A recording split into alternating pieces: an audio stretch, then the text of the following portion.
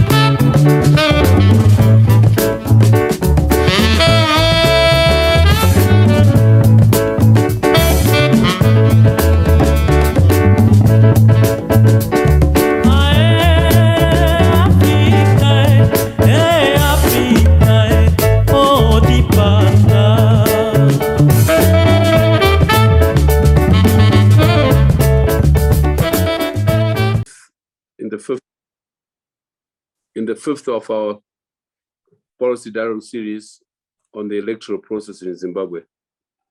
Greetings to our old members and those far afield, like Anne Torstensen, Groning, and people closer to home, Love Mukadenge, Mayambuya Nancy Mini, Memory, and above all, to our panelists, whom I will introduce shortly. Today, we are looking at, well, before I introduce the topic, I just to explain to the newcomers here on this platform that we have been looking at the electoral process in Zimbabwe in a kind of an audit process to consider in a detailed fashion through 10 webinars. And as I said earlier on, this is the fifth, looking at the preconditions for a free, fair, and peaceful election in Zimbabwe.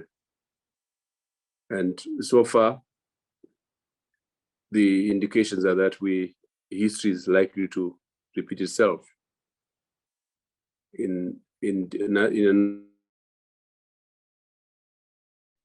but all the same, the idea is to go through the motions, go through every aspect of the electoral process, at the end of which a conclusion will be made, not only by ourselves and those of us who are participating in these webinars, but also by the various election observer missions that have been attendant to the Zimbabwean process since 2000. They will have to consider, in a context of an international conference, whether in early February, whether it is possible that there will be free, fair, and peaceful election. And if not, what is to be done about finding a comprehensive settlement in Zimbabwe? For the time being, today we are looking at organized violence and torture and elections in Zimbabwe. And the question is, can the citizens be insulated from this? And we're just discussing prior to the session beginning that there's the question, can the citizens be insulated from this, is a bit of an oxymoron, because from the evidence so far, the violence is directed at the community, at the voters. The process, as the panelists will outline, so far is building up into a kind of a campaign, organized campaign of violence. And as I've said elsewhere, and I want to highlight the point again, that the Zimbabwean state appears to be very peculiar in relation or in comparison to the rest of the region and beyond. Ever since independence, any opposition movement, opposition party, opposition factor has been regarded as an enemy to be annihilated if possible, but in general to be harassed, whether it was Joshua Nkomo and Zapu, Edgar Tegere and Zoom, the MDC, the Changra and MDC, and now the Triple C. This peculiarity needs to be highlighted. Why is it that the Zimbabwean state, unlike other states in the region and beyond, regards opposition as an enemy? To be pursued, to be frustrated, to be beaten to the ground. And as we've seen in previous elections, the number of deaths, 2002, 2008, the violent nature of the by-elections so far, the by-elections in Gokwe, the attack on campaigners, opposition campaigners Matobo, and as we'll see from the outline, the various methods being used to try and contain, constrain, and frustrate an opposition in opposition forces. We believe that this is one of the major challenges, and as it is, here we are discussing precisely that.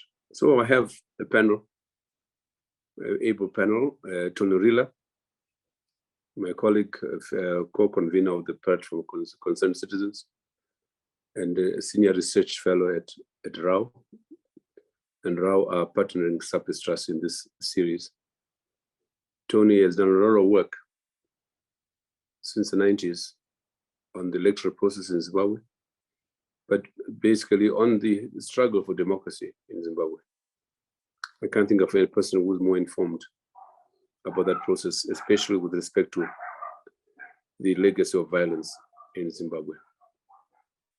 Then I have Justina Mkoko from the Zimbabwe Peace Project, but also an active member and leader, indeed, in the NGO forum in Zimbabwe, and one who has been a victim of this organized violence in her own right.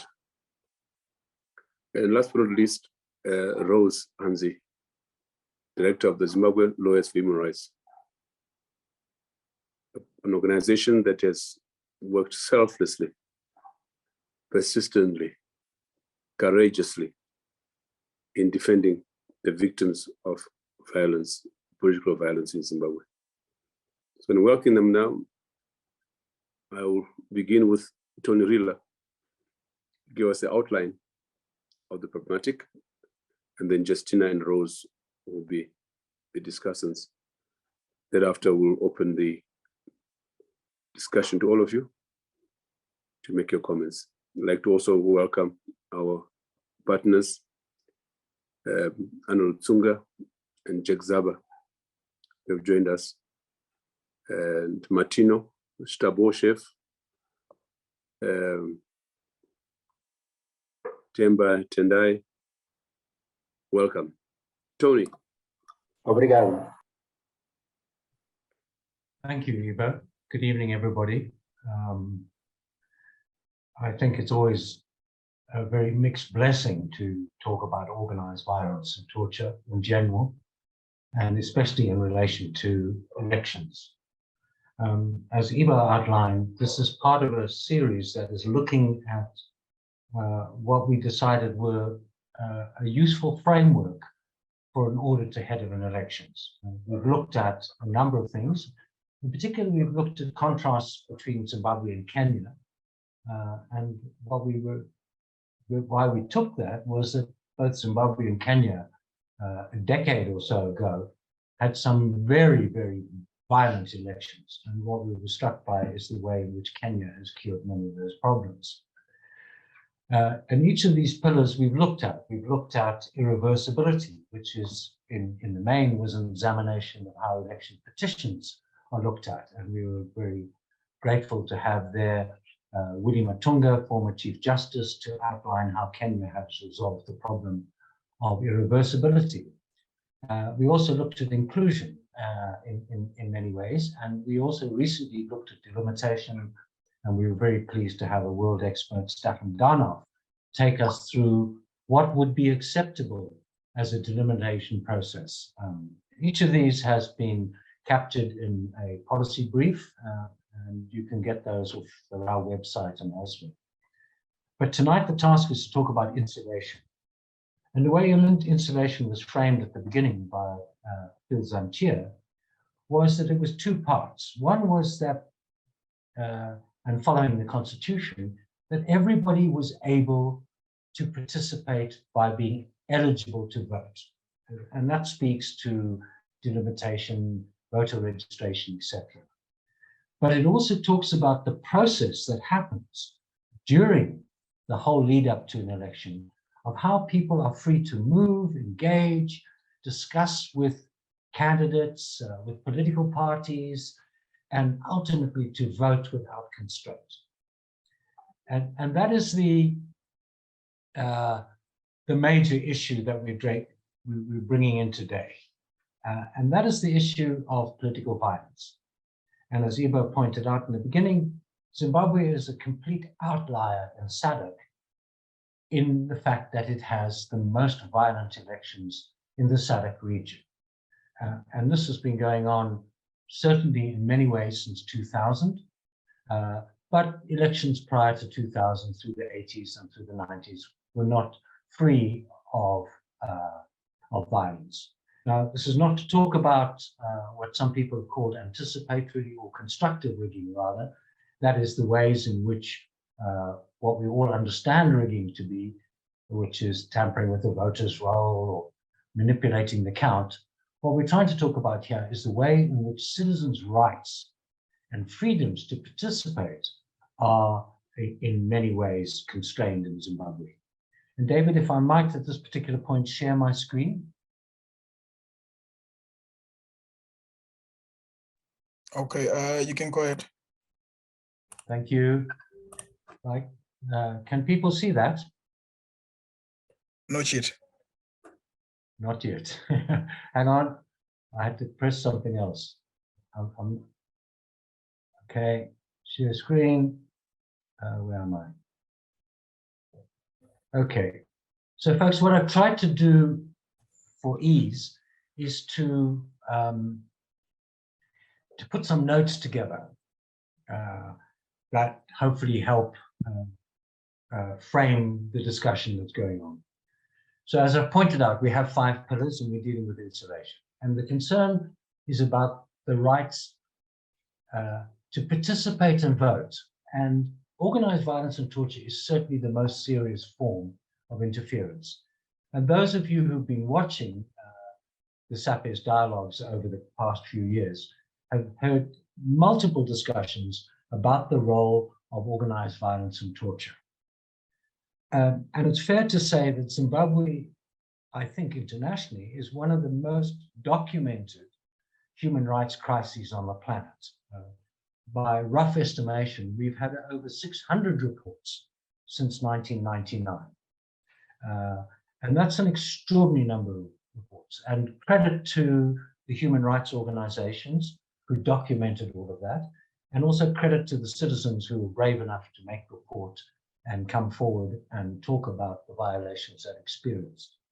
Now, I want to frame it a little bit because, you know, I'm not going to talk about every single election that's taken place, but try to frame the journey that we've had with organized violence and elections from 1990 on, take us through what the implications of that are, and finally to talk about what we currently see today. And I'm sure that both Ms. Hanzi and Ms. Mukoko are going to do a very good job of unpacking that.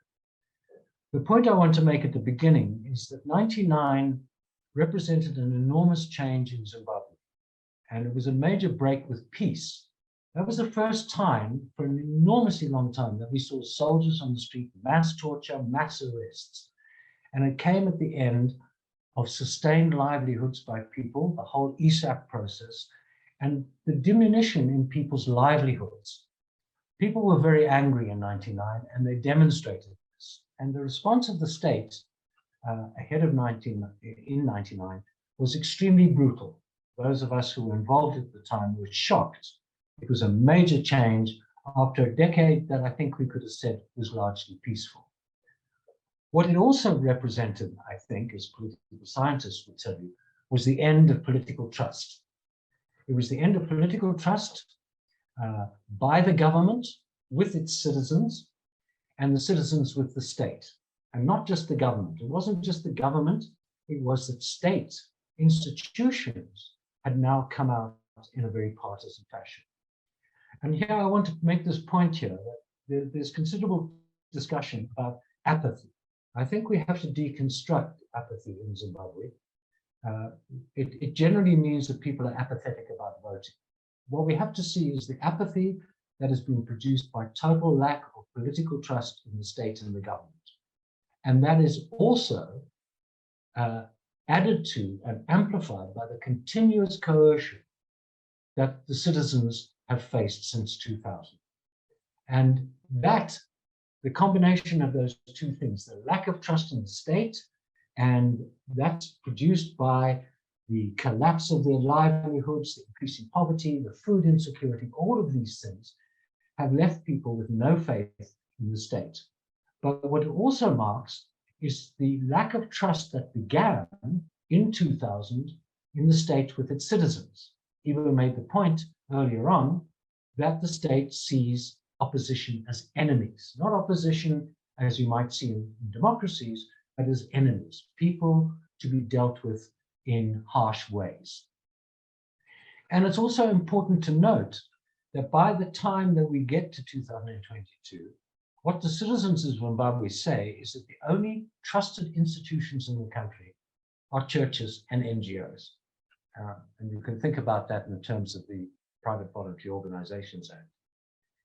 And that the development from 99 onwards also represented a prolonged and often violent conflict between opposition political parties, but also a prolonged conflict between government and civil society. And since 2000, it is clear that government has treated civil society as enemy, not just political parties, but civil society as enemy. And it's refused to accept that it was mainly the issues that united political parties and civil society that created this conflict with the government.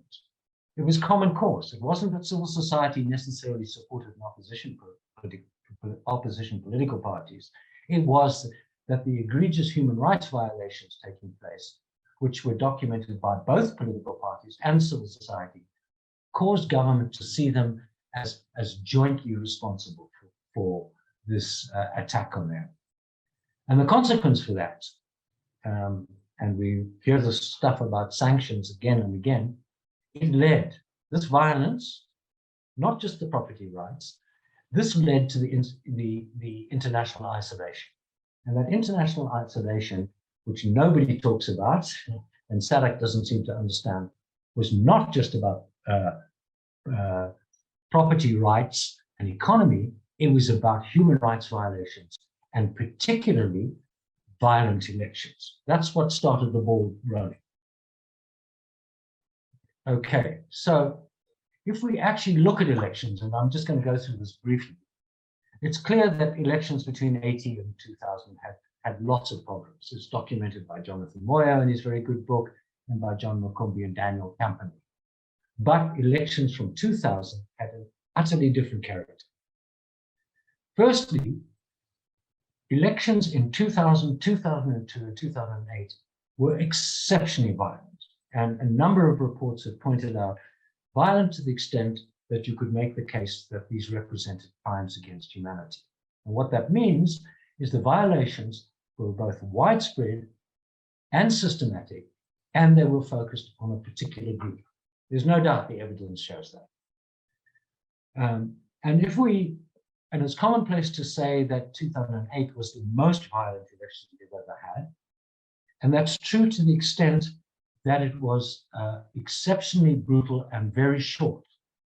What I think we tend to forget is that the violence was extreme in 2000, and it continued literally from the end of 2000 through all the way to the presidential election in 2002. It continued through exceptionally violent by-elections, and it continued through exceptional violence in communities, on the land as part of the fast-track land reform. It was a long and brutal election. So that's clear. So I think it's important to say there have been elections in which the claim that there was crimes against humanity cannot be alleged, but those elections were not either free of violence either. 2005 wasn't massive intimidation, and we've seen what happened in 2018. The second thing that the evidence shows from all these reports is the collaboration between state agents, proxy militia, and proxy militia. It's very clear. That's documented in countless reports. So the argument that the state sees opposition as enemies is clearly demonstrated by the collaboration between state agencies, police, army, CIO, and party officials and militia. Thirdly, the evidence shows that the victims were predominantly supporters of opposition political parties, but also those who did not show explicit support for ZANU-PF. So when you have this kind of violence and the pressure is so high, you have to declare positive fealty to the party with the power. There's no neutral ground. You're either with or against. So the middle ground means that many people who were perceived to be ZANU-PF supporters became victims themselves. The evidence also shows that the number of victims from ZANU-PF were trivial numbers in comparison to the numbers of victims from civil society, unaffiliated people, and the opposition political parties.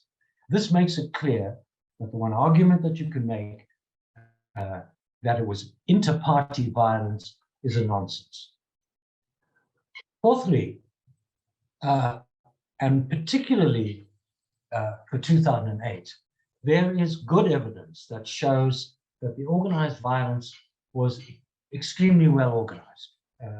There's a very good report on what was the Shikwana website that shows the collaboration and the organization of a highly systematic, organized system of political violence.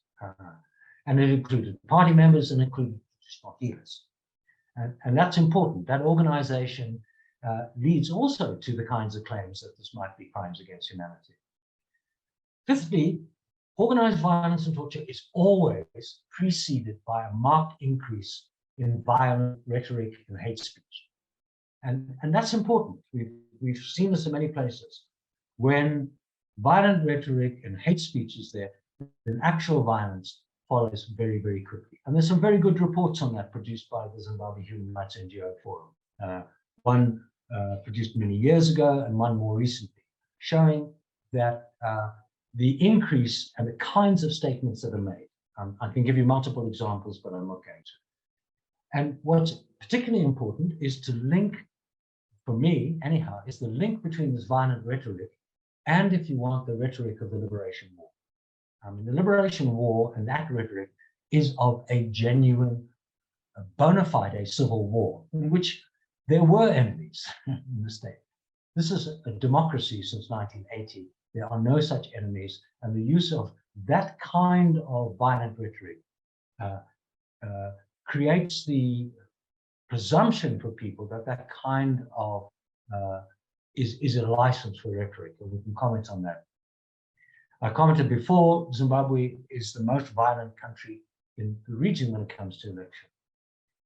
And finally, everything is complicated by the fact that ZANU-PF refuses to see elections as legitimate regime change. This is what elections are. The state exists independent of political parties. Political parties compete for power, they go to elections, and when they win an election against the sitting party, that is a change of regime. This is well known all over the world. It's common to every democracy. However, if you cast regime change as always being malevolent and aimed at the overthrow of the state and not the government, and your view is that the state and the government are one and not independent of each other and only to be captured at the end of an election, then regime change takes on this connotation that it means regime change is implying overthrowing the state. Okay? And this is an invalid argument in a democracy governed by a constitution. So with this history, we have to look at the fact that whenever we go to an election, the citizenry of Zimbabwe begins to be fearful. So I think there is a valid expectation that an election in 2023 cannot be free from organized violence and torture. So what is the expectation? Well, let's look at some of the facts that lead to this assumption. Firstly, Zimbabwe is more polarized than at any other time in its history. I've taken this data from the Afrobarometer. Okay. To the question of which political party you support, 26% CCC, 27%, this is from August of this year, by the way, 27% ZANU-PF, other political parties not even worth mentioning, but 46% of people either refuse to answer the question, say it's not applicable, or don't know.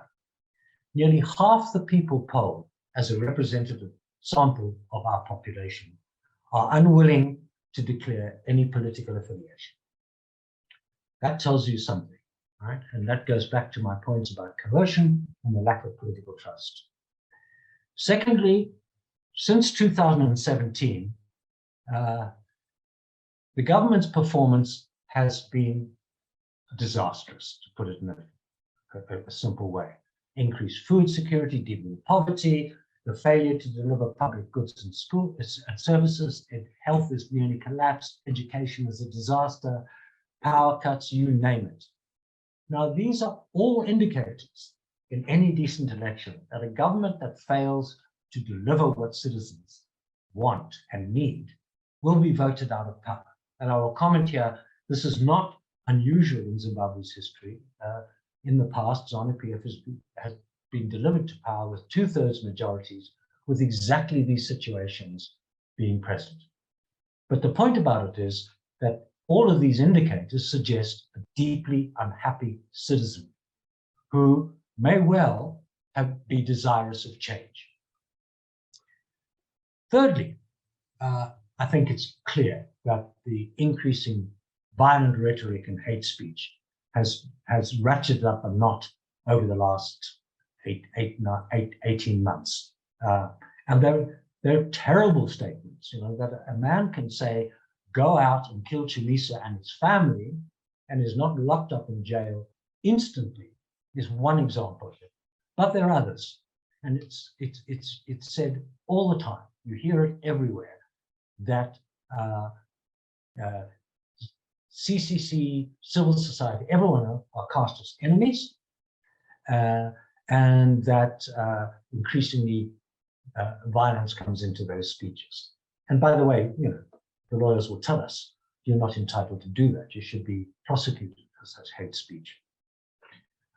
Fourthly, and this is difficult to establish, nonetheless, we do know that there is an ideological training program going on.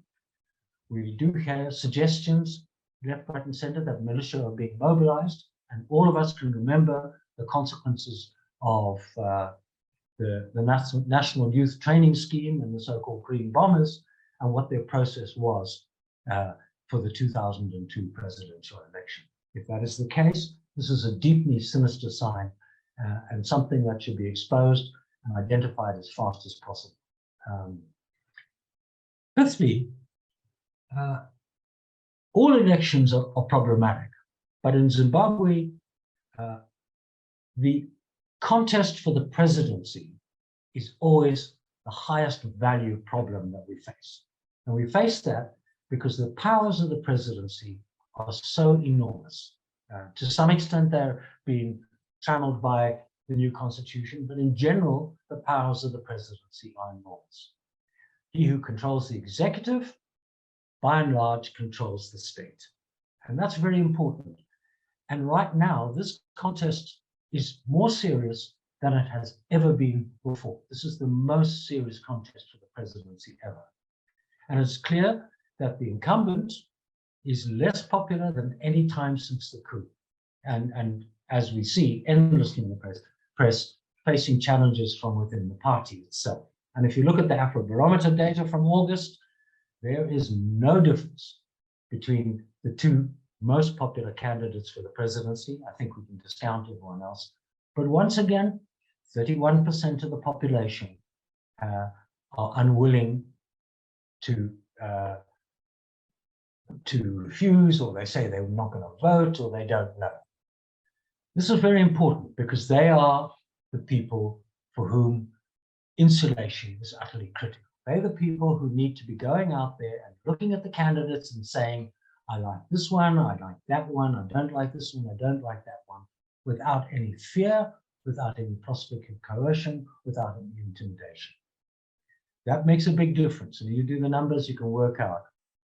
So the big question, as I say, is who do the 31% vote for? And by the way, in the Afrobarometer survey, 68% of Zimbabweans say they are registered to vote. So that's a big chunk of the population in which that 31% exists, and that 31% may be extremely at high risk. Finally, and I think this is important in the context of the discussions for civil society, it is clear the government is mounting a massive campaign against civil society through the PVO Act and possibly the Patriot Bill. And here I want to point out a comment that there are 600 reports out there. And I made the comment that Zimbabwe is the most violent country in the region. And if you look at the data, what is striking about the data, this data comes from the armed conflict local event data. They look at violence across the world. And what is in their data is data that comes from human rights organizations. They document, they take statements, they provide medical care. This is hard data. So when ACLED says Zimbabwe is the most violent country in the region, it's based on hard empirical facts. So therefore, the PVO bill and possibly a Patriot bill can only be aimed at hindering civil society capacity to do two things. One is to document the violations that take place. And the second thing is obviously to monitor elections, because that's a second strand of insulation, is being able to be sure that citizens were able to vote freely. So organizations like ERC and ZES and international observers and all these people rely on both the human rights data, but they rely on the monitoring of how citizens are being treated in the run-up to the elections.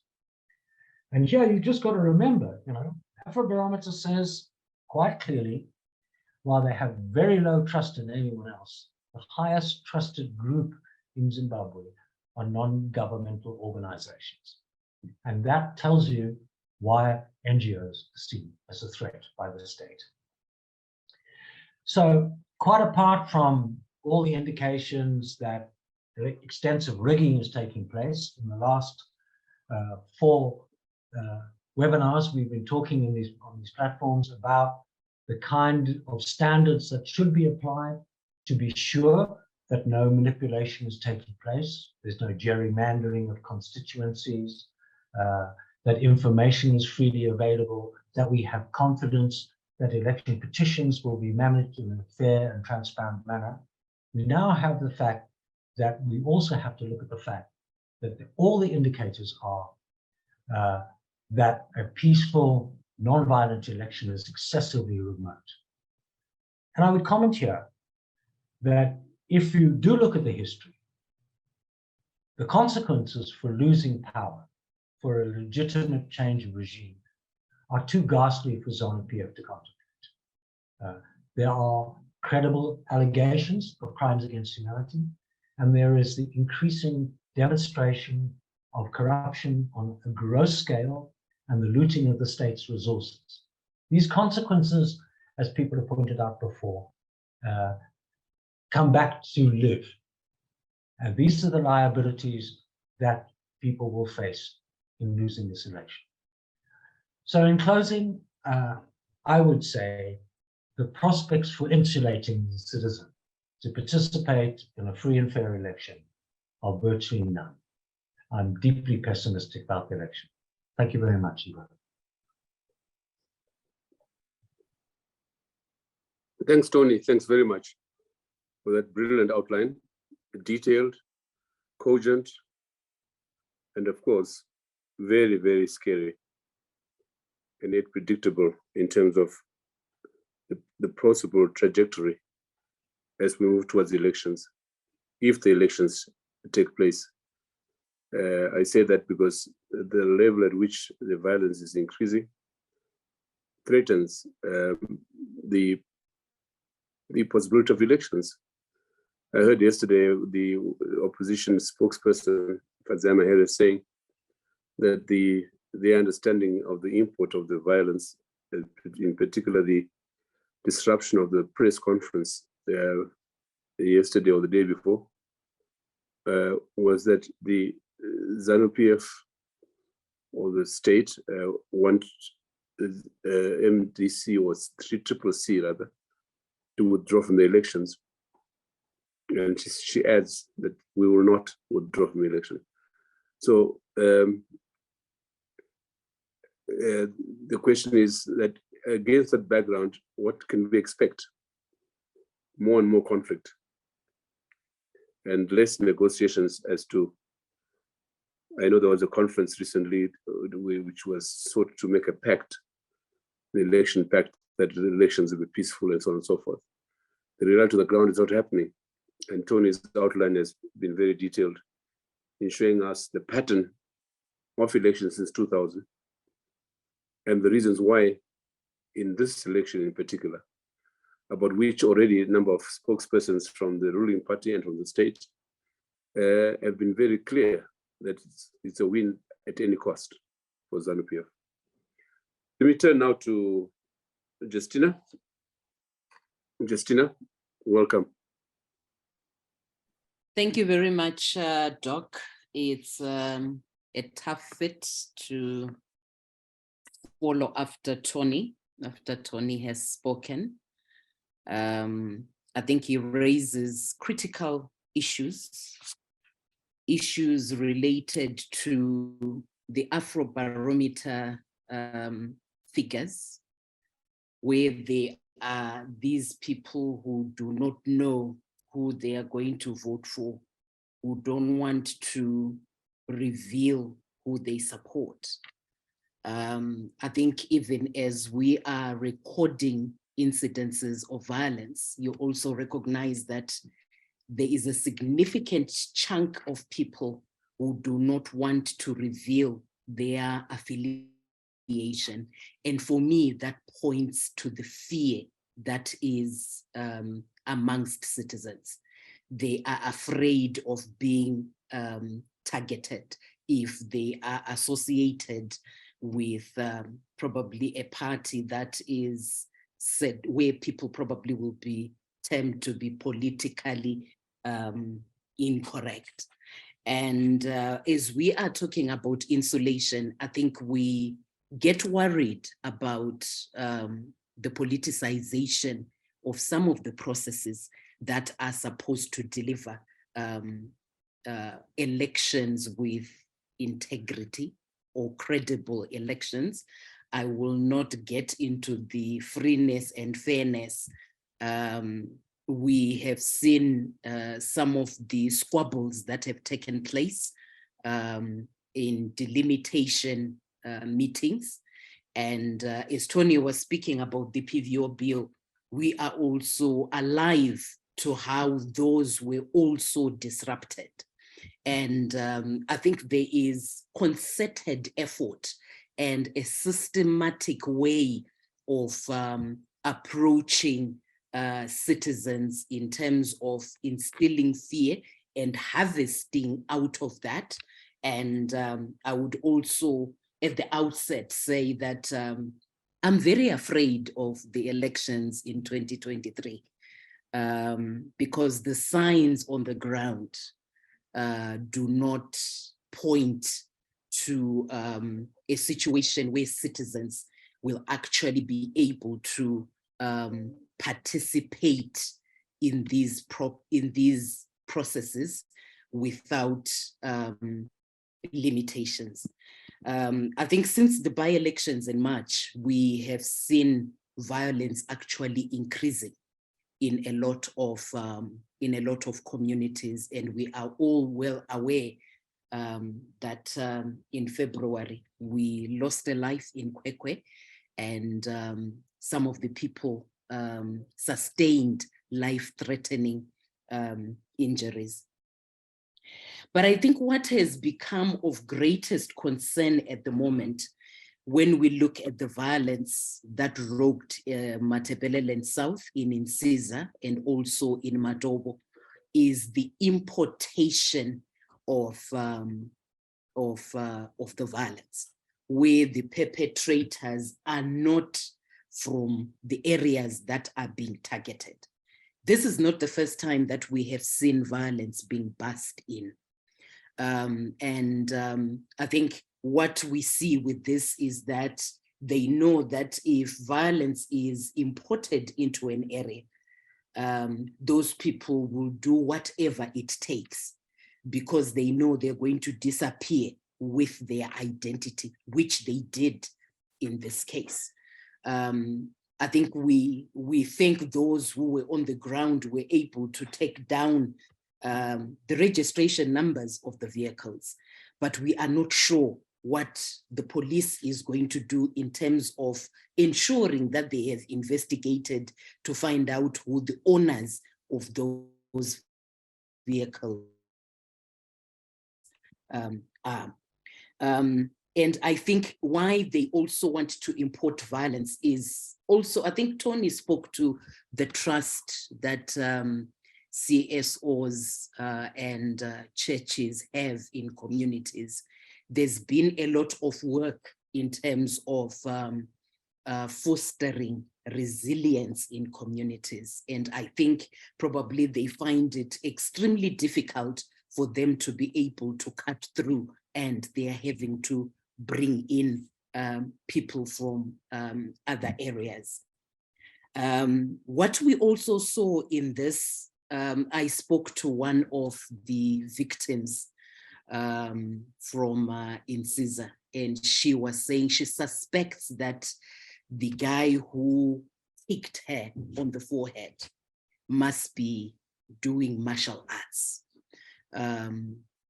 I think it was the way that he did it and the force with which he did it, because she also suffered fractures on both her wrists and had to undergo surgery. And what we also saw with this violence was gender-based violence at another level. We are all aware women in rural areas, not of their own making, probably would not even be able to afford undergarments in the form of bras. And if probably they had one, it would be for special occasions. So when they were stripped, they were literally left naked. And who does that to someone who is as old as their mother or grandmother? And this is why probably they see reason to bring in imported perpetrators who actually will not know anyone and will not care about those people. Locals might actually look twice and probably know that that is so-and-so's grandmother, or that is so-and-so's mother, and I can't do that to them. And in other parts of the country, I think since the by-election, we have had citizens complaining about them being threatened with violence that is worse than 2008. And we had this actually being verbalized by the former Minister of State Security, Owen Muda, and I think he was with Daniel Mackenzie Ngube in Mberengwa. I think they were talking about 2023 being worse than 2008. And I think the language that was being used, and Tony is right that the hate language seems to be in overdrive. And this actually then drives the political violence that happens on the ground. Tony has already spoken about Upton Mashayanika, who actually gloated that he was too high in rank in ZANU-PF for him to be arrested. And I was just thinking about the stealing of brand items of the CCC, and the way that the police were just standing outside while these things were being taken away.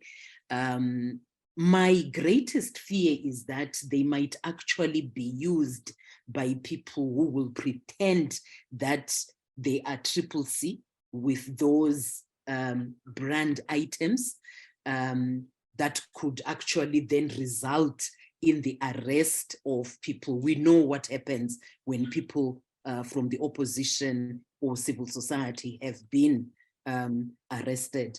And these disruptions, I think we have seen a line, the disruption of rallies, the banning of rallies. Now they are disrupting a press conference.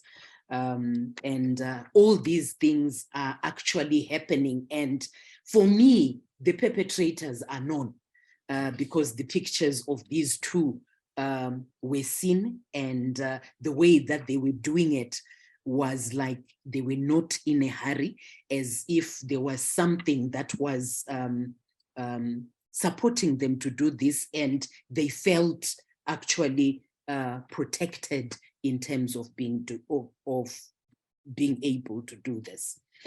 I now want to talk about the distribution of food and other aid. The situation might actually get worse in the early months of the year before citizens have harvested. It's usually the lean season. We could actually see the suffering of more citizens because we know people are already being discriminated against when it comes to the accessing of what are termed presidential inputs, and also even aid that comes through social welfare, which should actually be accessed by everyone. But I think what has also been utilized is the registers that came out of the infamous Cell Day, because that was a tool that has been put in place to actually hound a lot of citizens in their local communities. And the sad bit is that in some communities, you will find that this process is actually facilitated by traditional leaders who are also threatening citizens with expulsion from those places, or threatening them with some other action. Some of them are actually telling citizens that in their area, they actually don't want to see a single vote of the opposition. And I don't know what that means in a country where we are saying that we are a multi-party democracy, and also claim that when we go to elections, we are actually fulfilling the processes that support a democracy. So when your chief has got an issue with you, it's a fight that you cannot win. And we are aware in other places, people are already being told how they are supposed to go together to vote. Village heads are being told that in your village, you need to take all the 25 people in your village to go and vote. And there are these myths that are also going around in these areas where people are being told that when you go together in that line and people will know that Mrs. Mpofu is going to be the first one, Mrs. Kumalo the second one, they are being told that in that order we will then be able to follow through using the serial numbers, knowing that this serial number belonged to Mrs. Mpofu or Mrs. Kumalo. So these myths are actually creating a lot of fear amongst citizens. And with the PVO amendment bill, it means that if CSOs are not able to go to communities where they can engage with them and set straight some of these issues, we might find that a lot of citizens are actually going to be quite vulnerable when it comes to the issue of them going to exercise their right to vote. I think I will stop there. Thank you. Thank you, Justina. Thank you very much for elaborating the points raised by Tony already, and in particular, raising some of the methods being used already in advance of the election. In fact, with respect to registration of voters, delimitation, and so on and so forth. Thanks very much. I'll come back to you. Is Rosalind there? Rosalind? Well, yes. Please come in. Yes, good evening. I'm just going to jump right into my contribution. And basically, I'm going to be concentrating on how the citizens... Can you adjust your camera? I'm seeing half of your face. All right, so I'm using a different laptop. I'm not used to this laptop. All right. Okay. So basically, I just wanted to highlight how we expect the provisions of existing laws to be implemented and where we have seen gaps in implementation of these laws, and what would happen if there was political will to actually implement these laws in terms of insulating citizens from especially violations that center around organized political violence and torture in the period leading up to elections and during elections and post-elections. So basically, one of the main concerns that we have, which is coming out from the presentations that have already been made by the panelists, Tony and Justina, is the fact that we have a gap in terms of the culture, particularly when it comes to constitutionalism. And we need a radical shift in the mindsets of those who wield state power to ensure that they comply with the laws of the country. When the 2013 Constitution was voted in by an overwhelming majority of citizens, there was some hope from most of the people that if the provisions of the Constitution were actually implemented, though it was not a perfect document, it was an improvement from what we had in 1980, which is the Independence Constitution. Then at least the country would move to become a more democratic state where there's respect for human rights and the rule of law. So that radical shift in the mindset, the political will to implement the Constitution, is something that we need to start seeing, especially considering that we have a very limited period before we go into elections. We need institutional reforms that are grounded in Zimbabwean laws, but also that take into account Zimbabwe's obligations under international law. whether it's under the African Union human rights architecture or it's under the United Nations human rights architecture, particularly the instruments that are talking about the rights of people to participate in the government of the country. More recently, Zimbabwe ratified the African Charter on Democracy and Elections. And in terms of that charter, which is yet to be fully domesticated in the country, Zimbabwe has a number of obligations that it has agreed to. And some of these obligations include that they've promised to promote peace, security, and stability in their respective countries. Zimbabwe is committed to that. By fostering participatory political systems with well-functioning and, if needed, inclusive institutions. And then there's an obligation on the country, particularly the leaders of the country that have ratified this African Charter, to promote a culture of respect, compromise, consensus, and tolerance as a means to mitigate conflicts, promote political stability and security, and to harness the creative energies of the people of Zimbabwe. So there is that obligation on the state. But when we look at the prevailing context, particularly since we had the by-elections, we have seen that there is no political will to even implement provisions of the Constitution and also even those provisions of the Electoral Act.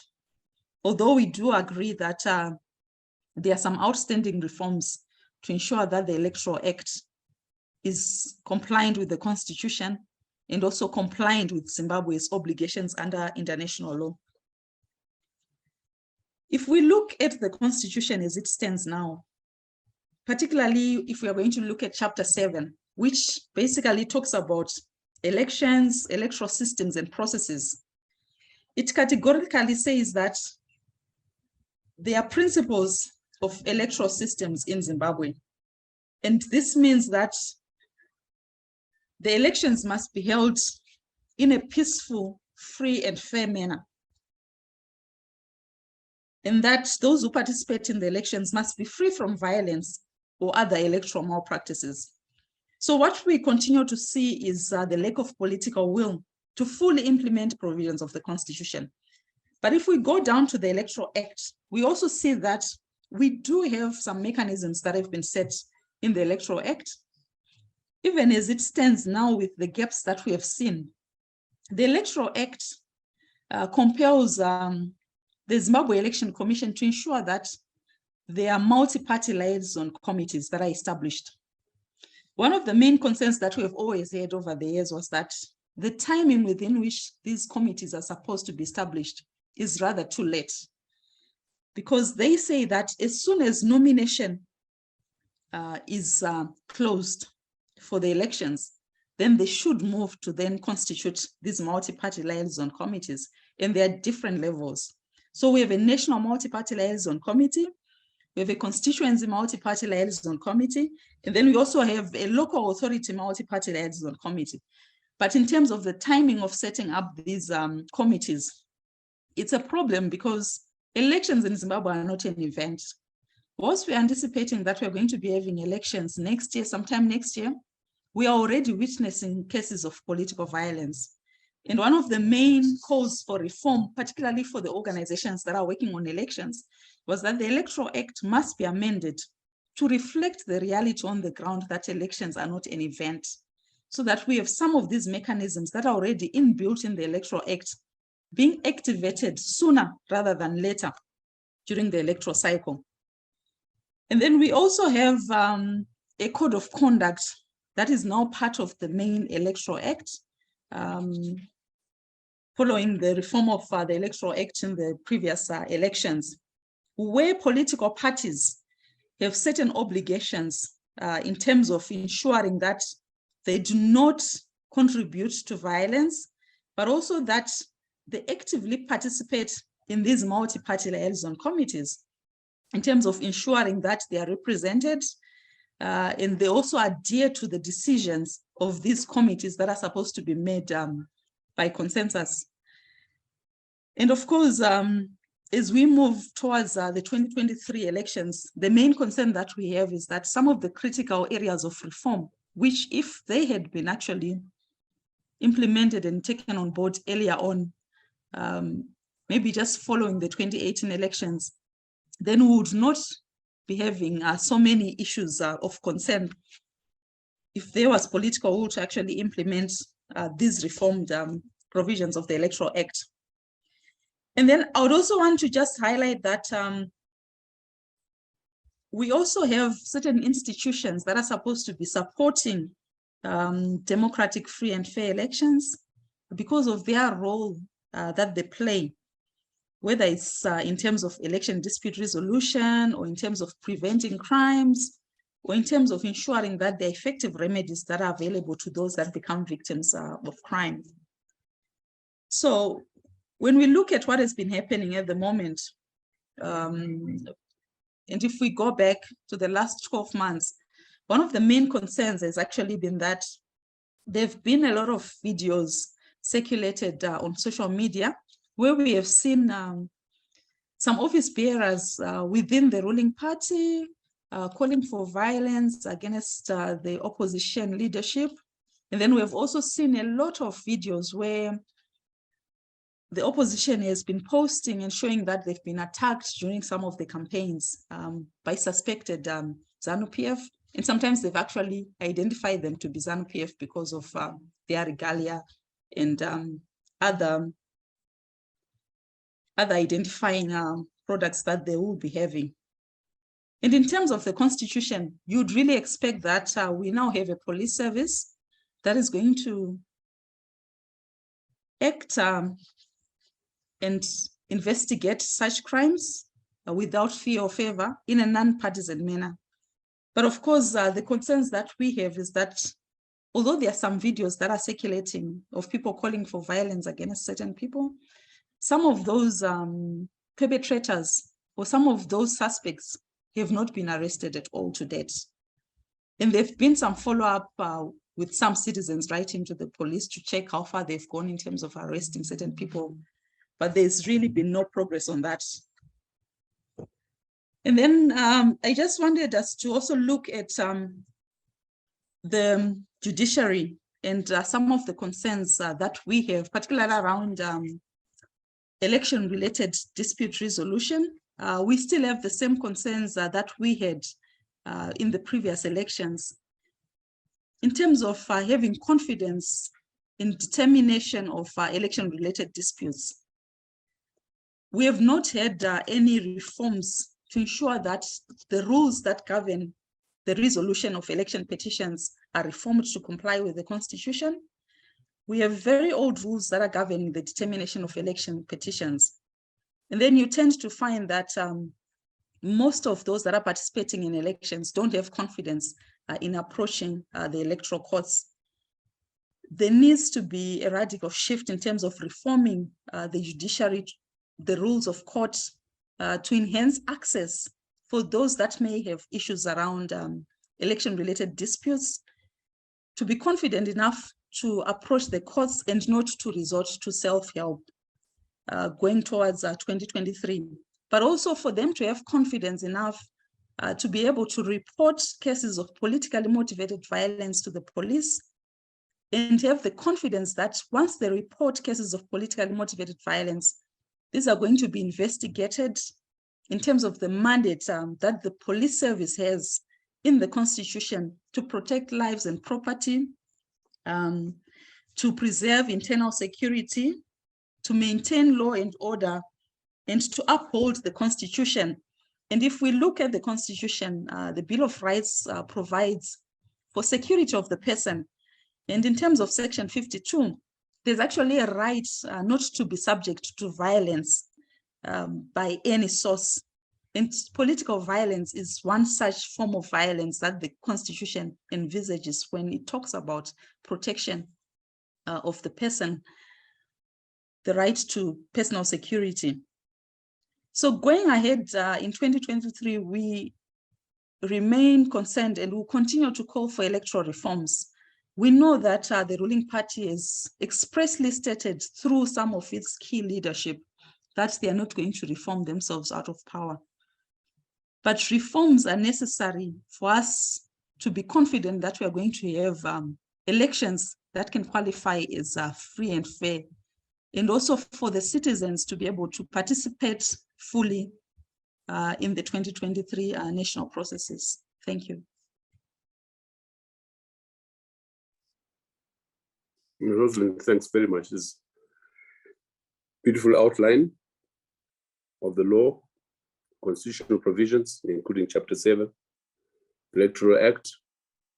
We've done as well. I think the audience will have become more informed about the, what can I say, the existence on paper of very elaborate legal and constitutional provisions on the one hand, and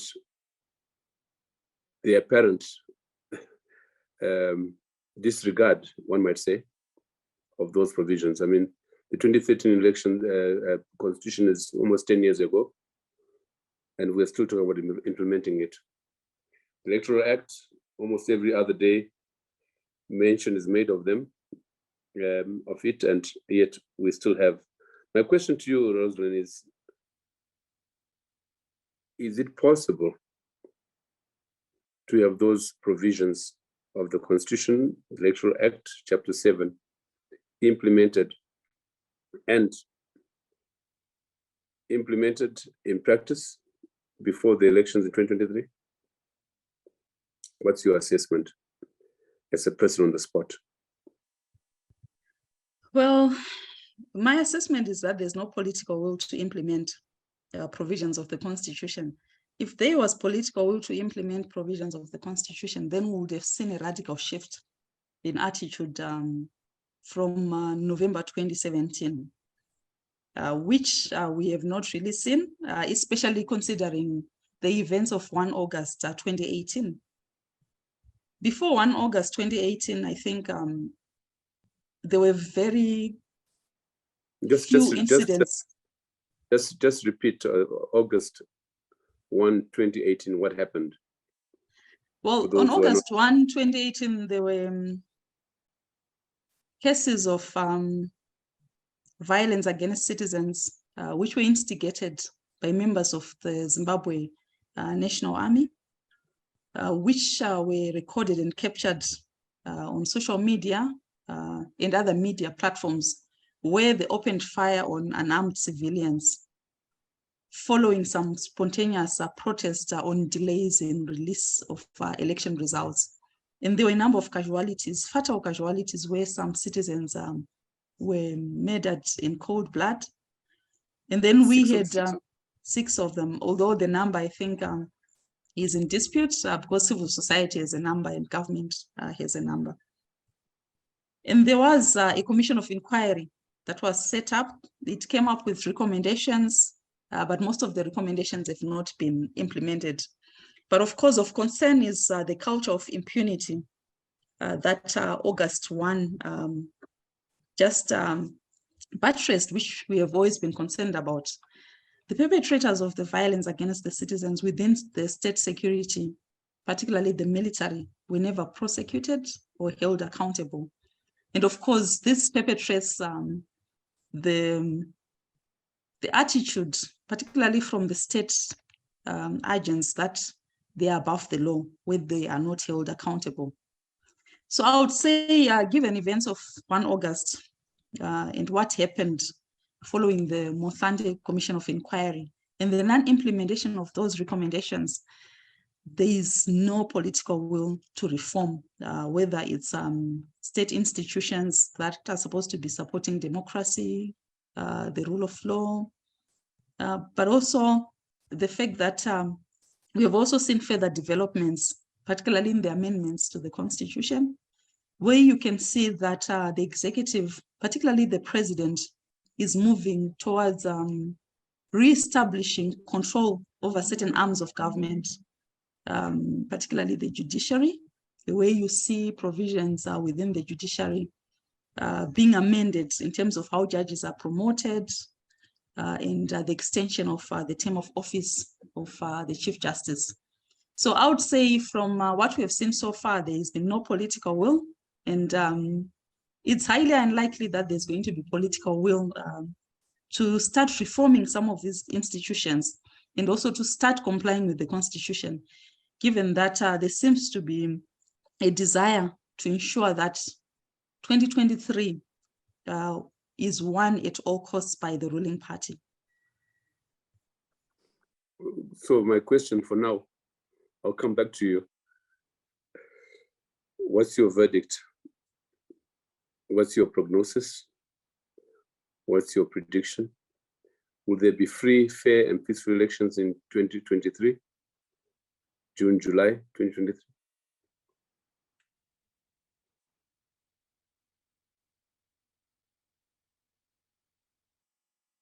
At the moment, as things stand, I do not see us having free and fair elections unless there's a radical shift in attitudes and behavior, particularly by those who are holding state power. I do not see us holding free and fair elections. Thanks, Rosalind, for now. And thank you for a wonderful outline. Justina, same question. Will there be free, fair, and peaceful elections in 2023 at this rate? Justina? I do not see that happening. And I think when I started speaking, I also said I seem to be very afraid of the 2023 elections. And this is coming out of what we are seeing on the ground. I really do not see the elections allowing citizens to freely express themselves. Thanks, Justina, for now. Tony, if the balance sheet is as bad as you have outlined and supported by Tina and Rosalind, what can be done, quite apart from ensuring free, fair, and peaceful elections in 2023? Just how shall we deal with the violence, the legacy of violence, the impunity that Rosalind has referred to? Do we stand by, simply outline as we have in this session, the ghastly scenarios already emerging, unfolding before us, and the expectation that this will be the most violent, to use your own words, election in 2023? What do we do as civil society, as nationals, as a region, as international? Do we just watch history repeating itself? What is your view, Tony? I think the first point is that there is consensus that the electoral playing field is deeply flawed. This is the national picture that is coming from everyone except those who refuse, as Rose and Justina have pointed out, to accept that an election is a fair contest. What is missing from this thing, first and foremost, is the notion of referee. The first referees have to be local.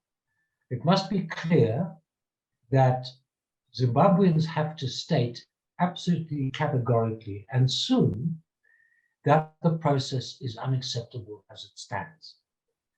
Rose made the point, I think it's a very important point, and ZESN and ERC, election observers have all made, it's a process, not an event. You don't judge a football match only by the outcome, you judge by how it's played and what the referee did and everything else. So this game is on. And the game right now is demonstrating serious problems on multiple fronts.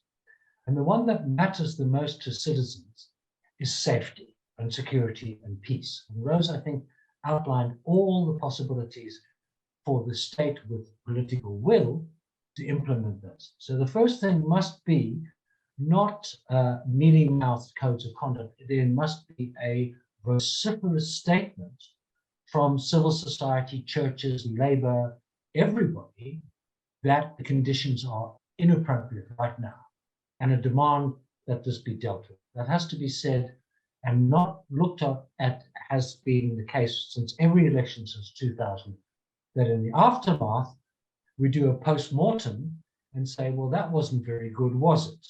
Tony, What let's were be, the contributions to those things? sorry, Tony. Let's be more explicit. What should be done right now?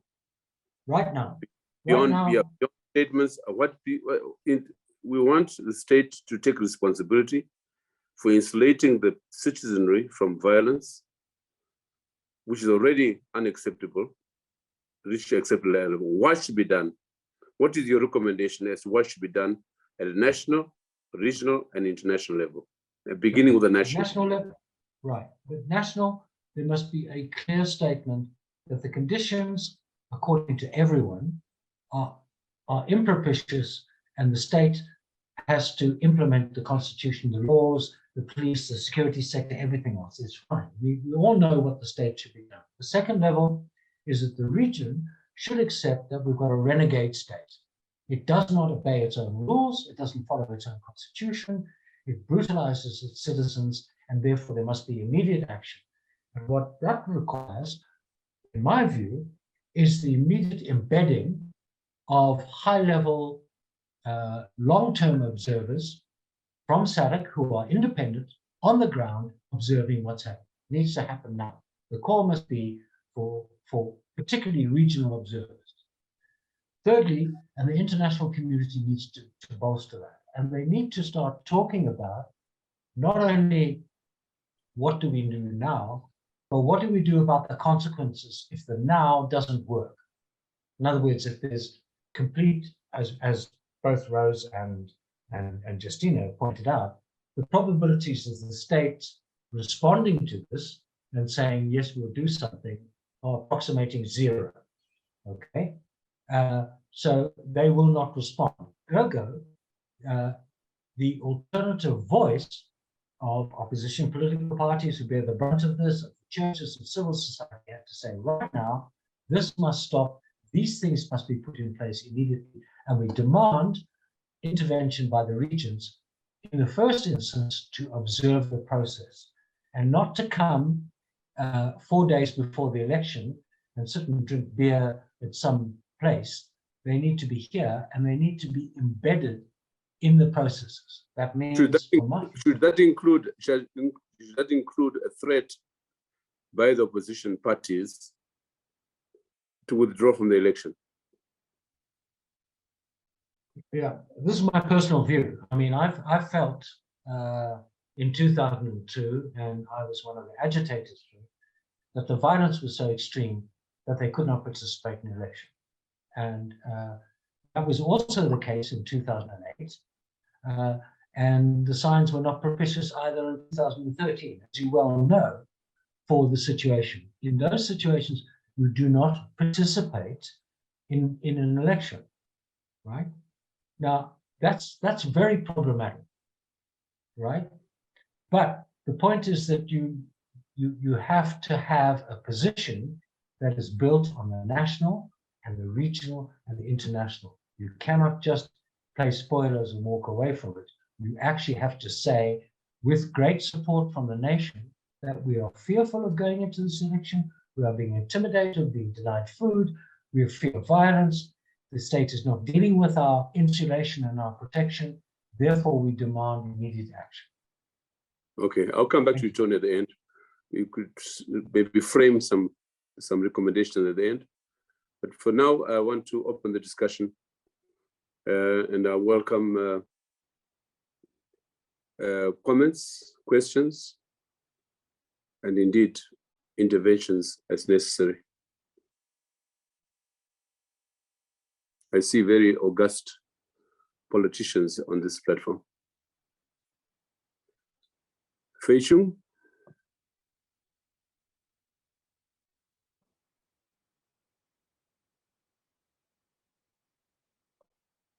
No comments?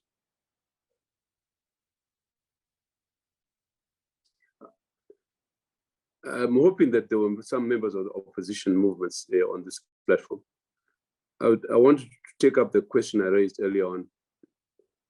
Is it possible for the opposition to make a credible threat that if the violence persists and that the conditions for free and fair elections are not in place, sooner or later that they would pull out of the election. That it's not worthwhile going to an election, which is a war zone, as has happened in the past.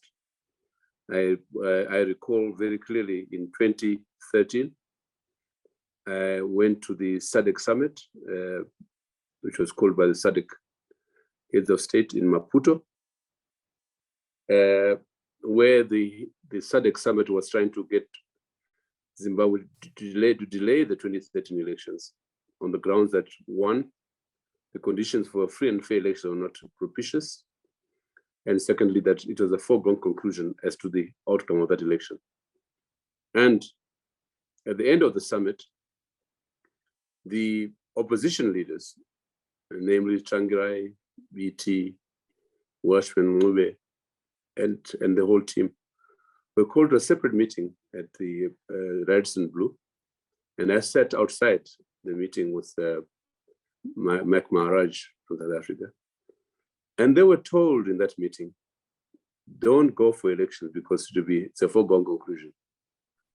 I think I'm going to just switch off. And as it turned out, Ask me to. The election, they went into the election and history repeated itself. I had a hand up, besides Faye, I had another hand up. Mukasa, you want to come in? Stanford. Yes, can you hear me? Yes, I can hear you. Thank you very much. I have two proposals. I don't like to focus too much on elections based on what Zimbabwe has been through before. You raised the question, what are the prospects of a free and fair election in 2023? My question to you would have been, is there anything we can see in the past that will give us a remote impression that next year's elections might be free and fair? However, I like to focus more on this as a struggle for the restoration of the rule of law and the human rights. To me, the 2023 elections are a foregone conclusion. And I was wondering whether we could put together a much broader strategy. This is going to be a long drawn struggle. And I had two proposals. The first one was, what do you say to an innocent civilian being beaten, becoming a victim of politically motivated violence? It's so sad to see people just being beaten helplessly. My proposal is that in terms of the international law, everybody has got the right to defend themselves. However, this might be interpreted, but I think this must be put out there. If you are assaulted, if you are a victim of that, don't just sit down, don't allow yourself, to be battered to death. You, under the international law, you've got the right. And maybe I don't know whether that has been made clear to the Zimbabweans. The second proposal I have is apocalyptic. Now, many pictures have been taken about these perpetrators of violence.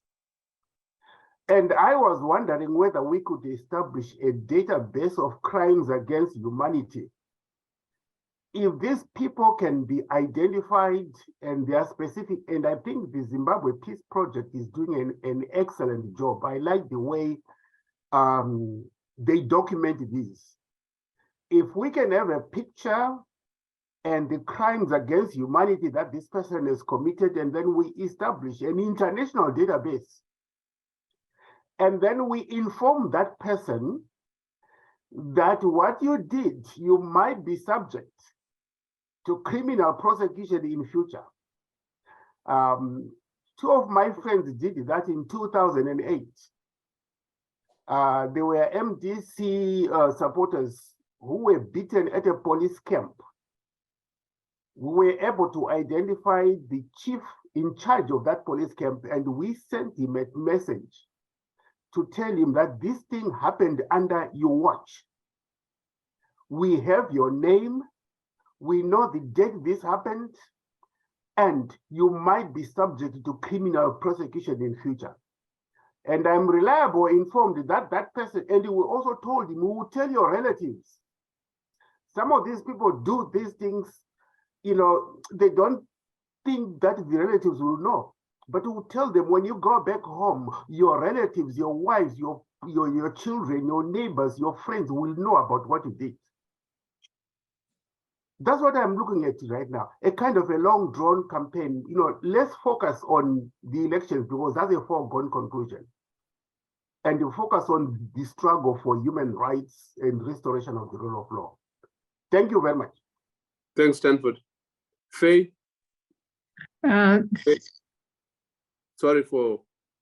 Yeah, thank you very much. I didn't mean to ignore Yeah. you. On the contrary. I thought you were going to ignore me. I'm not too noisy. Everyone, Anyway, I think this is a very important issue, the elections. I think our problem is just like this session is looking only on the issue of threats of violence and actual violence. And I do accept all three speakers who said that threats are still being made and nobody is prosecuting them, and that actual violence is actually taking place and we haven't had any prosecutions either. I do accept those 2 points. However, I think there is a very deep problem with elections. One of it is the lack of emphasis on detailed policies. For example, the primary elections, we have to ensure that the people who participate in the primary elections are residents in the area of their constitution.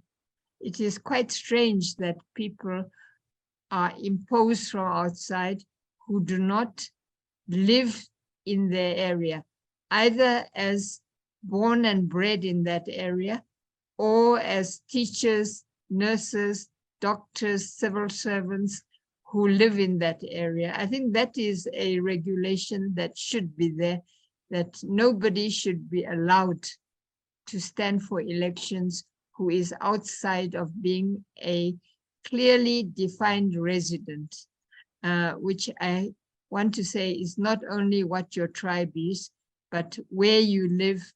And secondly, the issue of candidates for elections, we really need to have professional and academic candidates by every party.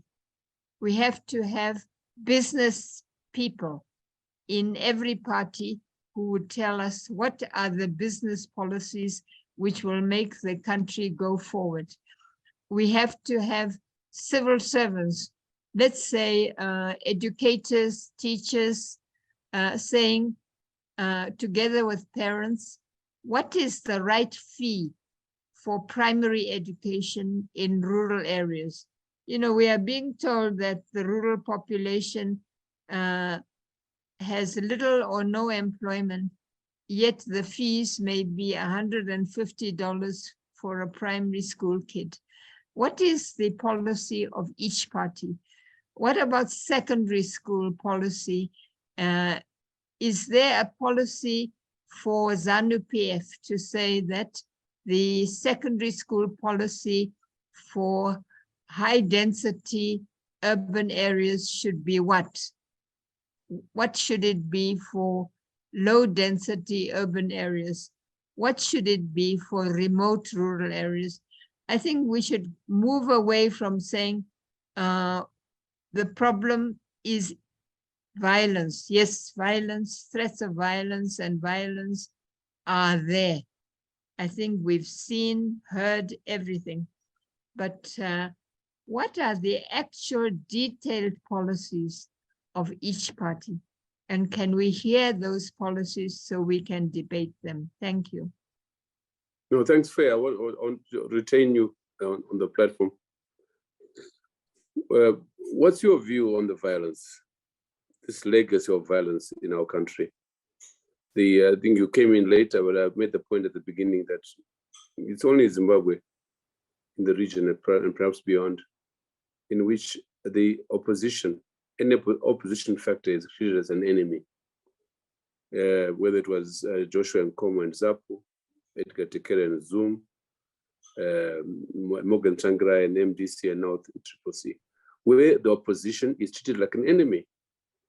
Almost like there should be no. Yeah, I absolutely agree that violence against a politician, against anyone standing for any party, whether it's only a threat or whether it is actually following you every day or beating you up or threatening your wife or husband or your children, all that violence should be brought to court. I think it's straightforward. The law is there and it is not being enforced.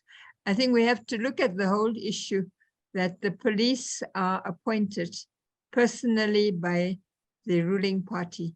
And most of them are from remote rural areas and they support the party because the party has done some good things in the rural areas, but they also obey because there are no details about what are the policies that are problematic in party A or party B or party X or party Y.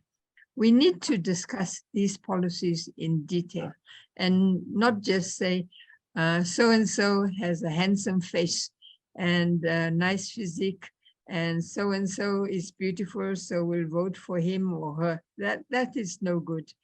I think we need more details about what that person is going to carry out if he or she gets into power.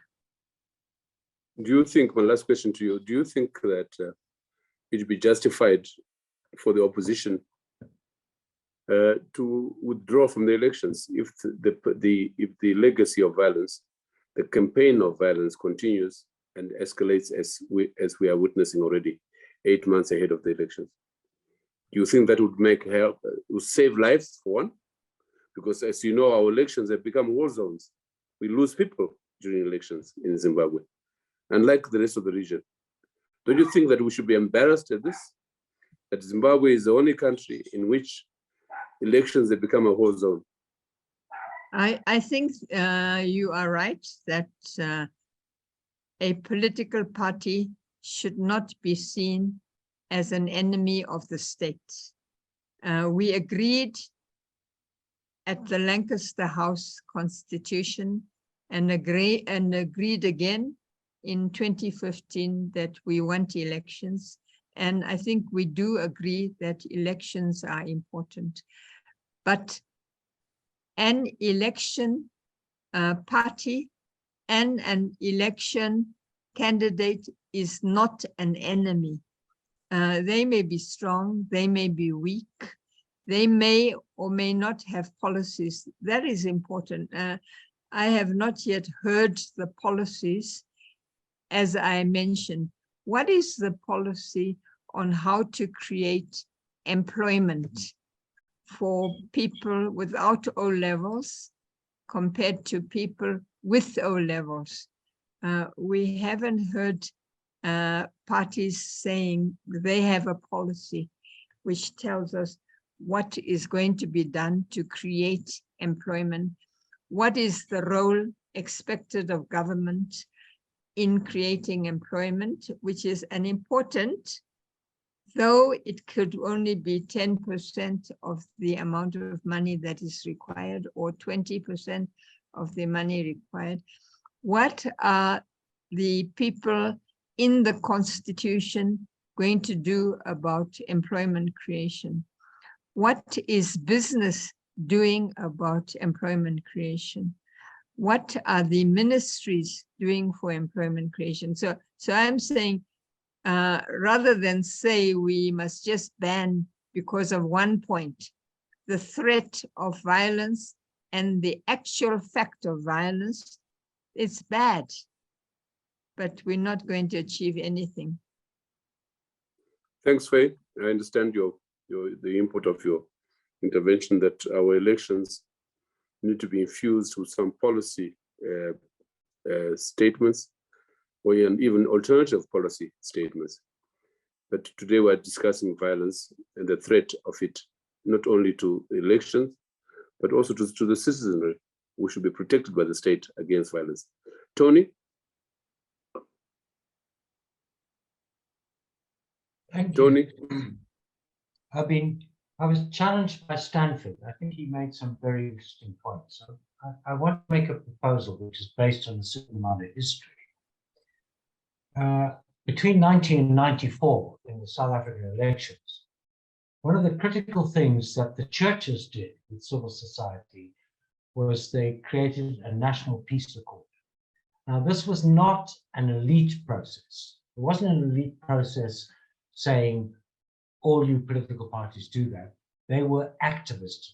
So the challenge I would have to deal with the violence is to call upon the churches to scaffold the process of this election. That means the churches, the pastors, the nuns, the priests, and everyone else will agree that every public meeting, every process in which elections are manifest shall be present to create safety. And what they will do is they will create the local peace committees driven by the churches, not by the political parties. They will be present at every meeting.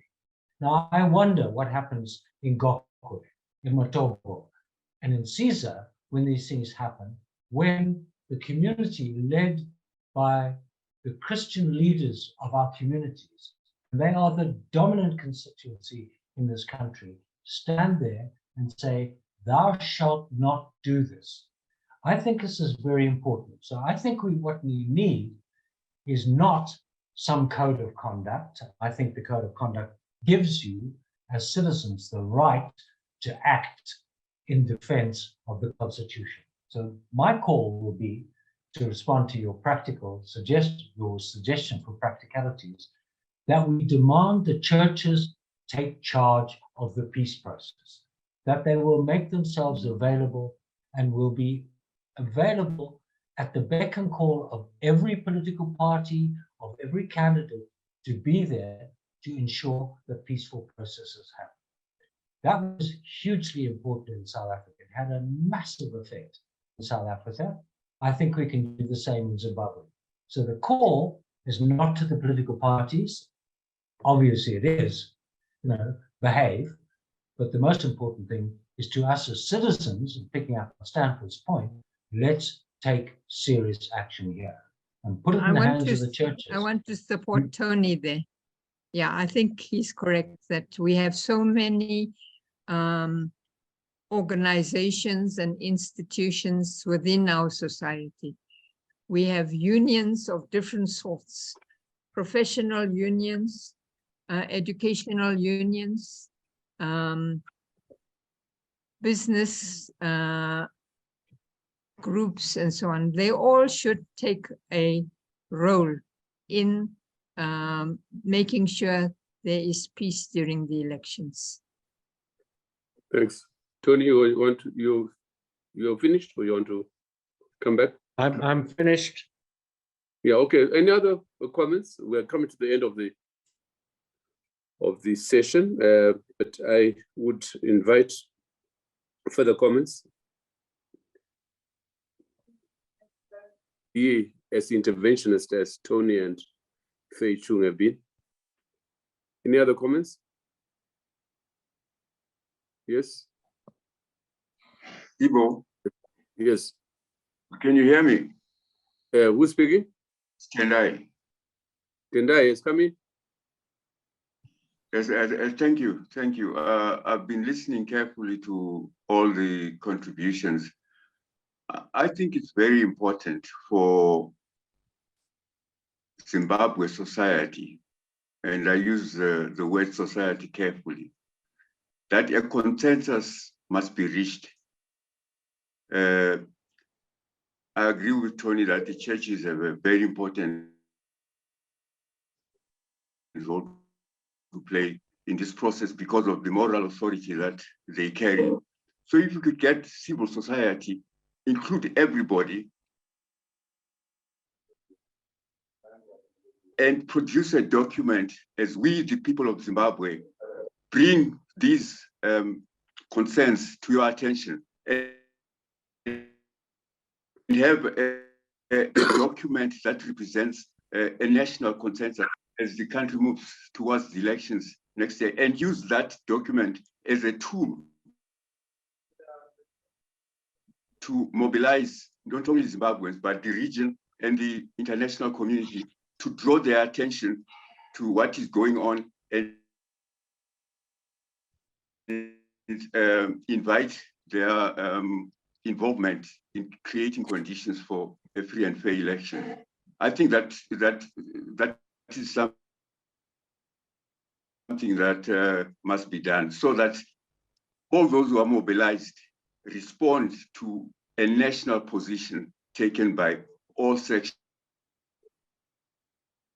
of Zimbabwean society. Thank you.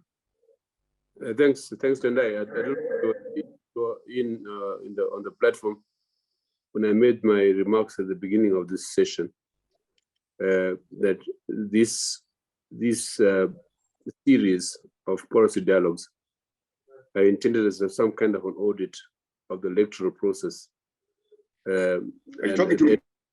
Yes, I'm talking to you and to everybody else. At the end of which, in February, early February, we will be doing an international conference at which conclusions should be made whether or not the elections are likely to be free, fair, and peaceful.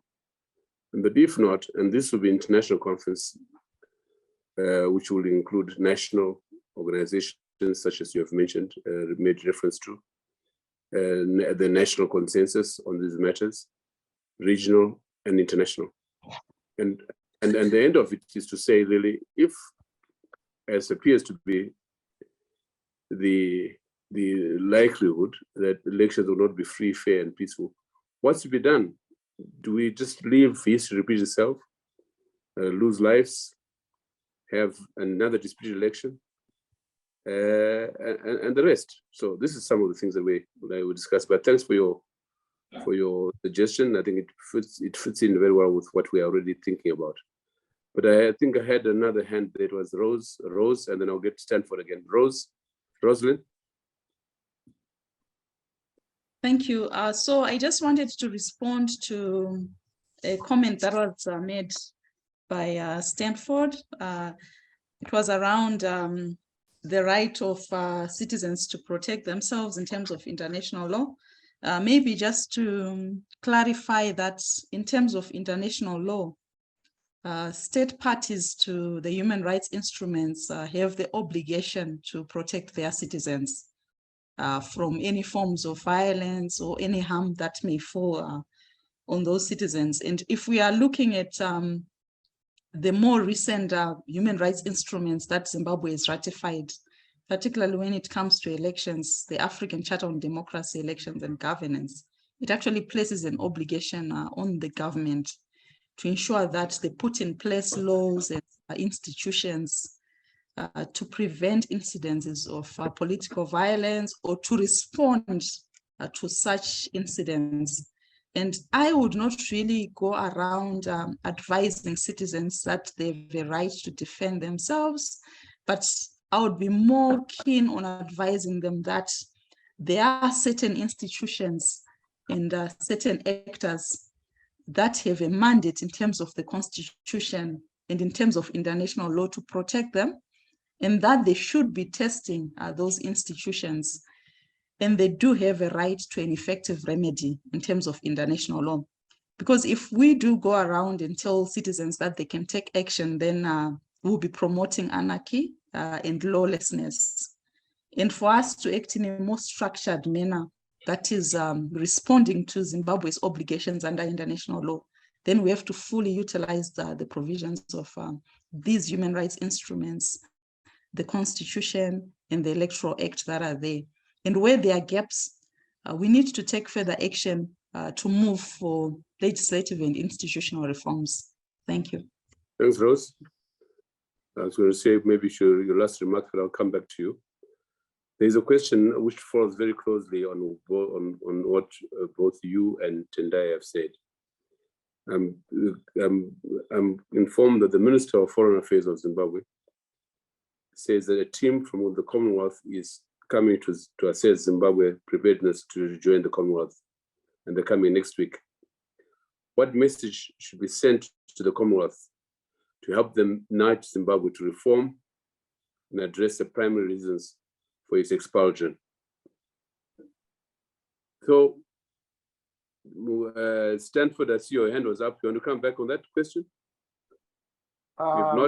If not, I'll go back to my panel and beginning with Rose again, and then Justina, and then Tony.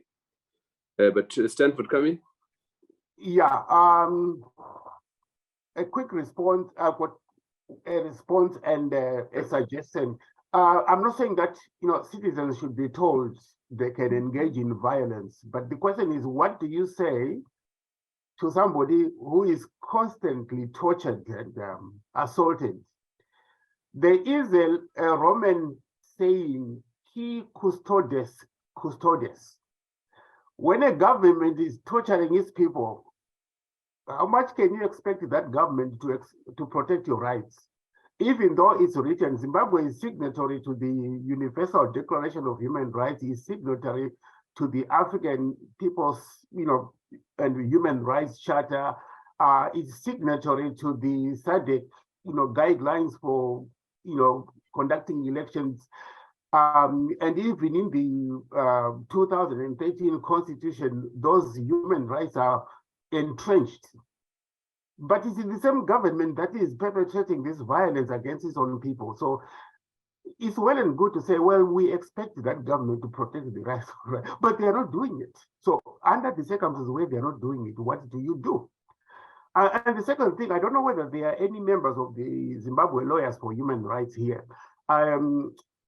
Some years ago, they took a case against Zimbabwe before the African People's Court of Justice.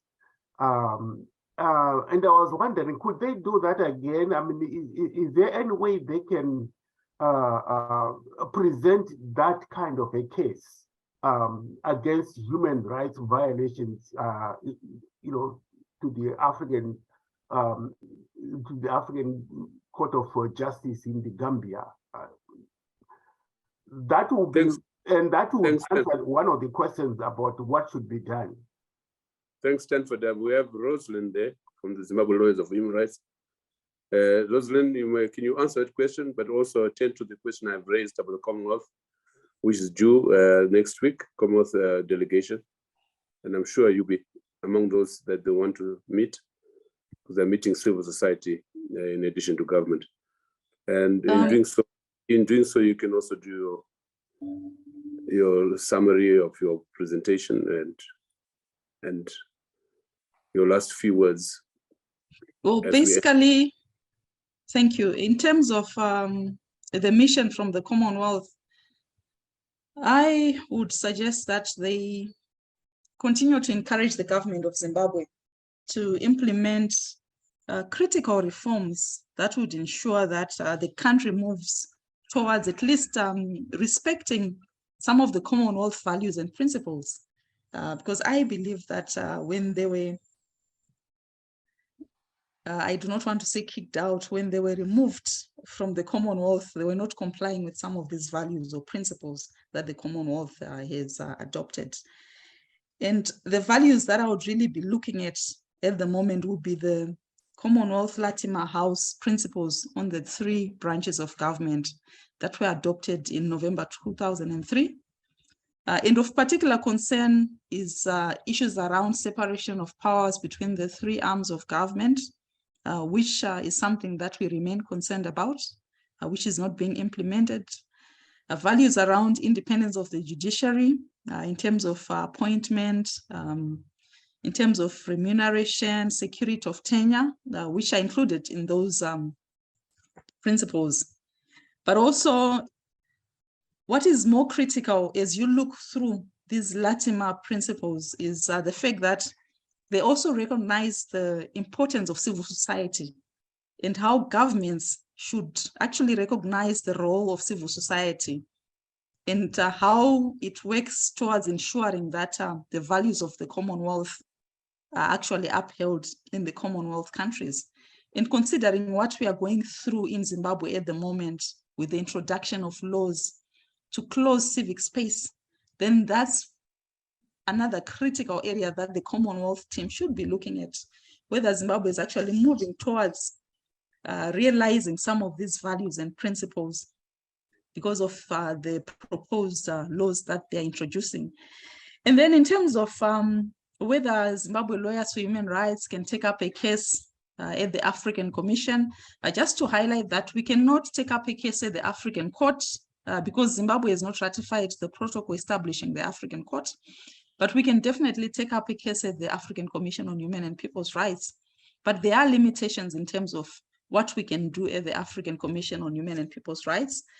They require us to exhaust local remedies, or they require us to show that there are no remedies that are available. And from our past experiences, the government would vehemently oppose us filing any communication, although of course it's something that we would want to consider. We've already in the past taken up a case where we were trying to push for the diaspora vote, particularly during the constitutional referendum processes. And we did get a favorable judgment in the interim, but the final judgment was not in our favor from the African Commission. And as parting reflections, I would say that we need to continue to push for reforms, comprehensive institutional and legislative reforms. And we also need to continue to ensure that we hold government accountable as civil society and also as other strategic stakeholders in the Zimbabwean society. But what we would call upon, particularly for those that are not in civil society at the moment, is the need to support civil society to push back on the closure of civic space. If we do not have an independent civil society come 2023, then it will be very easy for the ruling party and its sympathizers to commit as many electoral malpractices as possible, to commit violence, and there will be no documentation or intervention that is evidence-based from the stakeholders that would want to intervene. Thank you. Thanks very much, Rose. Thank you very much. I'll thank you at the end of this session, but now I'll call on Justina to attend to the same questions, as particularly the forthcoming visit of the Commonwealth, and indeed, generally, what can be done at national, regional, and international level to stem the tide of violence, the campaign of violence in this country. Quite apart from, I think we are making too much emphasis on the elections. I think it's just a question of how we can get our society to be more civil, how we can improve the relationship between the state and its citizens, how we can ensure that we get away from this culture in which opposition is treated as an enemy. Justina? Thanks, Doc, for that. I think in terms of the Commonwealth, it provides a platform for all stakeholders to be able to put forward the issues that are of concern, especially when we look at the political violence that is rampant at the moment. And I fully agree with Rose that we would probably appeal to the Commonwealth to request that the government of Zimbabwe live by the principles that are set down. it's something that will take a lot of political will for us to see a difference in terms of the political violence. But I suppose we can't sit back and say there is nothing that we can do. I think one thing that we can easily talk about, which Rose touched on earlier on, is the issue of the multi-party liaison committees that are left to come into action too late. I think if you look at South Africa, those are part of the life of political parties, and they are able to deal with issues that are related to political violence. I think one other thing that we need to probably work on is ensuring that our leaders desist from using hate language. You are aware that in Kenya, they actually had to give an ultimatum to Facebook in terms of the interactions that were happening on Facebook that were hateful and inflammatory. And I'm sure that there are steps that we can also take nationally.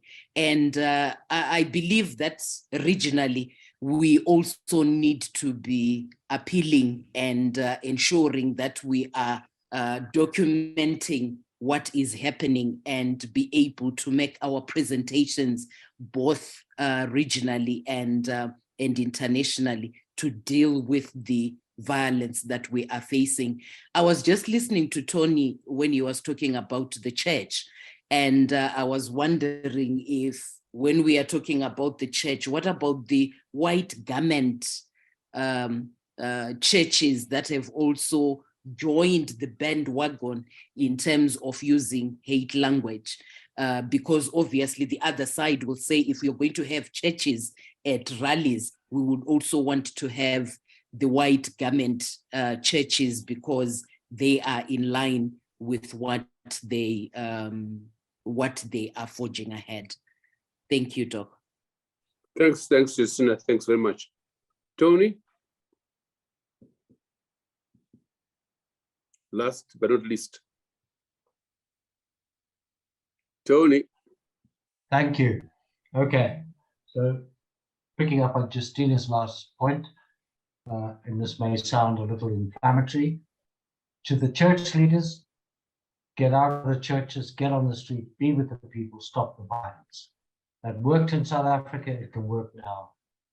Notwithstanding apostolics and everyone else, everybody has an interest in peace and non-violence. That's number one. Get out there, be on call, and be present so that the thugs cannot hurt people. That's number one. In response to your question on the Commonwealth, and possibly inflammatory again, the Harare Declaration and the Millbrook extension of that said quite categorically that if a country is in violation of the Harare Declaration and leaves or is thrown out, the Commonwealth shall stay engaged. The Commonwealth has not stayed engaged. And one of the things that's fundamental about the Commonwealth is that every country that surrounds us in SADC is simultaneously a member of SADC and a member of the Commonwealth. They have a conflict of interest. The Commonwealth must address this. And what we have to say to the Commonwealth is what guides you in dealing with Zimbabwe when you come here are the principles why you come here. It's Harare Declaration and it's the Millbrook extension of that. That means that you have to engage with the citizens and the reality on the ground. That means don't just come here and float around like the special rapporteur on unilateral sanctions. Come out here, talk, be here comprehensively, and above all things, talk to your members in the SADC region about their obligations, both as SADC members under the SADC Treaty dealing with a rogue state and a rogue state under the Commonwealth. Be serious, because we deserve it as citizens. Thank you very much. Thanks, Tony. On that note is to, first and foremost, just to, I don't think it's necessary to summarize what has been said. Tony's paper was very cogent, and it's there on the record. The discussions were wonderful. And as you know, these sessions are recorded.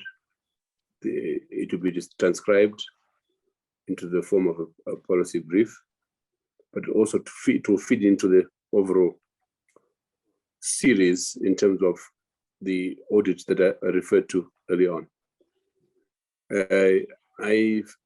I feel that this was a very important session, rich, and highlighting this pathology about which we should be embarrassed, that we have a country in which opposition factors are regarded as enemies. We need a major cultural change in our politics. I'm glad that the number of people on the Facebook is quite enormous today. And we thank you for joining us. I'd like to thank Tony, Justina, and Rosalind for a wonderful presentation. We will record this, we will transcribe it, we'll publish it. On the issue of the Commonwealth, which is coming next week, I think, Tony, the points you made will need to be put on paper, and perhaps the PCC can put a statement out with Sunday's paper in advance of the arrival. Otherwise, I think the session spoke for itself. Just want to make a notice that next week we have a session on the 17th, the anniversary of the November 2017 coup. Others may call it by different names, but for us, political economists, political scientists, it was a coup. A review of the period since the coup, politically and economically. And we hope to have people like some of you, Tendai, be on it, or Faye. Faye, can you join us? We'll have Chris Mchangwa from ZANU-PF as one of those who are still one of the major actors in that event, the process leading to that event. We'll also happen to have people like Kasukwere, who on the losing end of that event. And in addition to international analysts such as Sarah Dorman and Todd Moss. So we look forward to that session next week. It's not part of the series, but it's an important statement which is not completely unrelated to what we're discussing today and in the series. So thank you, and good to see some of our new members of the audience, and also to greet Bria Nancy there, and Anne Torstensen, and Glenn Hunter, Richard Kamidza, Fei Chung. Thank you very much. Good night.